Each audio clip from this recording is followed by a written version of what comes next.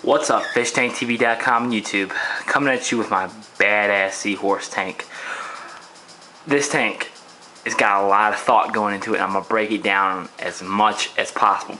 But first, let's venture into the sump.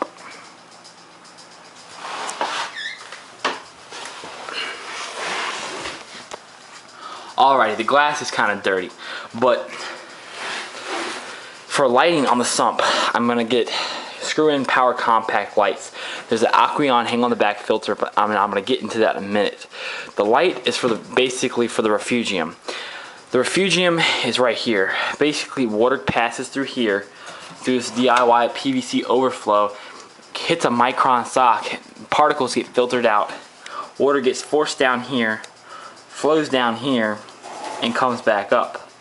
And then flows into the refugium, where I'm going to have a lot of plants in here, and I'm going to have a BioCube protein skimmer on the back wall. This way I can remove dissolved organics and nitrates and phosphates in the system, and this sand bed can help remove with aerobic bacteria. My little rabbit. Water's going to flow up here, hit the deep sand bed, and remove nitrates. In my last 10-gallon tank, I had a nitrate problem, so I'm making sure this does not happen again. And it's really likely, it's very likely to happen in a small system. After that, water is going to flow past the deep sand bed, hit the heater, which is right there, and my return pump is going to be in this chamber as well. Now, how I built this DIY sump, I took a lot of resources I had. This is actually an old 10-gallon. I used my old Aqueon filter and old Tetra heater, which is probably going to be replaced with Eheim Jagger, or however it's pronounced, heater. But for the sump, I went to the dollar store and I got some picture frames. They were like $1.50 each, at 8 by 11 or something like that, roughly. And I took silicone, 100% silicone, and I siliconed it to there. And I took some CDs I saw in a DIY video years ago, and I put it under here, and I got something else to hold it in place. I let that dry, and we just siliconed it together. And I thought it through how I wanted my chambers. I definitely wanted water to get filtered properly. If you just have it go through, some water is going to get past, and it's not going to, get filtered efficiently. So water flows through here, fills up in this chamber, comes down, fills up, goes over here, hits the refugium. Plants are going to take out nitrates and phosphates. BioCube protein skimmer is going to take out dissolves organics, pollutants in the water, and sand bed is going to use aerobic respiration, and it's going to remove ammonia and nitrite. Water is going to probably still have a lot of nitrate in it though. So deep sand bed comes in handy. This is 8 inches by, I don't know, what is that, inch and a half? And it's pretty big deep sand bed for the size of the system, and that's what I like. So deep sand bed is going to remove nitrates. Never disturb a deep sand bed. Methane and alcohol gets built up, and with seawater that causes sulfuric acid, and it's going to wreck your system. So I made sure this would never get disturbed. That's why I have it so small, so contained, and I just don't want it to get disturbed at all. Clean water is going to pass through here, get heated by the heater, which is going to get replaced.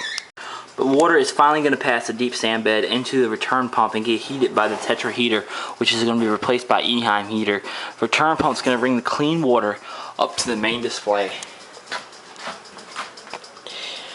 I drew the lines on the wrong side of this DIY spray bar, but the lines are going to be on the other side, and it's going to sit in here like so. I need to get some suction cups. Hopefully it'll stay in there. The spray bar is going to spray water that way through the tank. I don't want too much water flow because this tank is going to be for seahorses, and my PVC overflow is not done yet. I need to put some airline tube in here, silicone it up, and prime it. This DIY overflow is made so if the power goes out, it stays prime, and I ain't got to prime it again. And that way when the return pump kicks up, the whole system doesn't flood. So got to fix the overflow a little. I could put a cap here with the drill hole to cut back on noise, but here's the DIY Live Rock.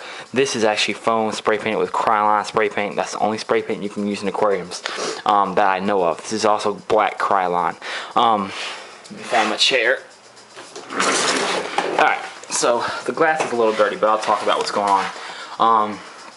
I was thinking about getting SPSs in here with the Seahorses, but it can't work. I was gonna have 96 watts of high output T5 on here for SPSs, but I figured what's the point in that when SPSs need a lot of water flow and Seahorses can't take a lot of water flow. So I'm probably gonna have 48 watts of T5 high output. That way I can grow some soft corals, some leathers, and maybe some like hammers and stuff higher up where the light's more intense. Also on this side, I want to try to get like a DIY dosing system with Bionics so I ain't got to dose it every day. I'm also going to have an auto top off system on here eventually. It's not going to happen at first, but it's gonna come. And also yeah, that's foam, and it is stuck on the bottom, and I know it's not sealed, although it's not filled up all the way with water, but I put Gorilla Glue on here, and you can see the live rock's a little different because I got mad and I broke it apart. I had a little tantrum going on, but I glued this live rock to a 20-gallon high with Gorilla Glue, figuring it's one of the strongest glues in the world, and I figured it would work, but it didn't. So I said forget that. I got 100% silicone, and I let it dry a little over 24 hours, and now I filled it up, and it seems to be sticking. I put a little bit of sand in here. That's all sand's going to go in there. I told you I didn't want a deep sand bed in this tank because it's going to harbor nitrates. I want the deep sand bed to work as little as it has to. That way the tank, runs good. So all I really got to do is get some sea salt mix. I don't know what kind of salt brand I'm gonna get. Probably what's that stuff called? I forgot what it's called. But if not that good brand, probably some Instant Ocean Reef crystals. So after that, I am going to try to keep the sump clean. I'm going to have like invertebrates down here too, probably some shrimp and stuff. I want to keep this as clean as possible. If I go with dwarf seahorses like I plan on, I'm going to have like skunk cleaner shrimp down up in the main display. But if I go with big seahorses, which will need a bigger tank eventually, I won't get shrimp. So we'll figure that out eventually.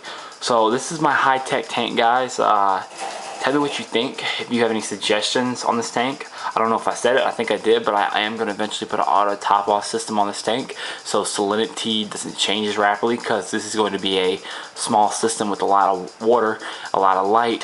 Water's going to evaporate rapidly, so salinity is never going to stay constant. It's going to be really hard to maintain it, so that is going to be a little bit troublesome.